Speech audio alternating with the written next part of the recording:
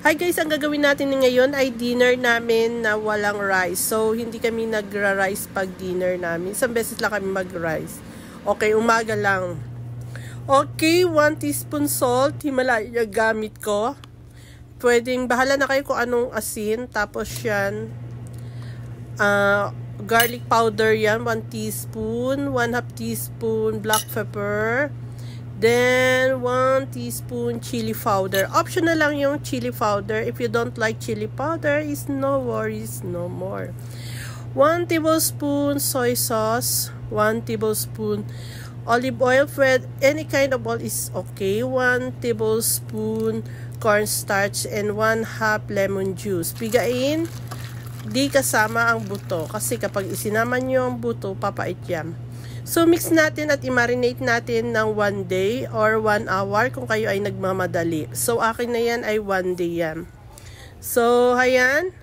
Kamusta po ang lahat? Sana ay okay kayo. Yan. Okay, ayan. Prituhin na natin yung ating chicken breast na yan. Lagay lang tayo ng olive oil at konting butter. And then, ayan. Prituhin natin ng hanggang sa maluto yung ating breast. Madali lang yan guys, pero malambot siya. Madali lang siya, nalutuin. Pag nag-brown na ay okay na yan. So ayan, habang niluluto ay prepare naman natin yung ating gulay. So itong ating recipe ay di natin kailangan ng rice. So mayroon din naman tayong carbs dyan, yung ating patatas. Okay, chop natin ng small piece. Bahala na kayo kung gaano kalaki ang gusto nyong pagkahiwa ng patatas. So, gusto ko maliit lang. Para yung lasa ba, yung lasa nung pag maliliit kasi yung patatas, malasa pa rin. Kasi yung asin, pakulaan lang siya ng 10 to 15 minutes hanggang sa lumambot. So, unahin natin yung patatas and carrots natin. Tapos, hayin yung cauliflower natin. Okay. Cauliflower ba yan o broccoli? Cauliflower yan, daddy? Tapos yan, pag malambot na yung ating patatas at saka carrots, ay isunod na natin yan. 5 minutes lang yan, guys. Kasi hindi naman masarap kapag overcook yung ating broccoli. Ay, cauliflower ba yan? Awan ko? Ano ba yun? Tapos, ayan, ilagay na natin doon sa ating kawali. Yung tutong ng kawali ay yun ang magpapalasa sa ating gulay. Naglagay lang tayo ng 1 kutsarang olive oil at saka paminta. And then, ayan, cumin. Kasi ang cumin ay nagbibigay ng lasa dyan sa ating gulay.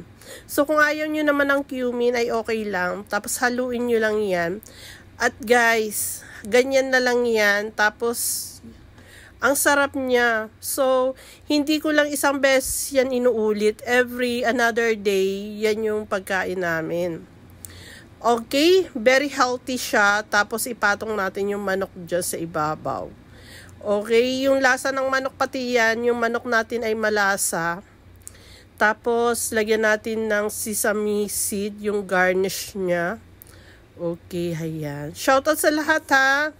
Huwag na kayong mahiya, paki-like, subscribe, hit the notification bell button para updated kayo sa ating mga lutuin. So, kung mahilig kayo sa manok ay okay lang.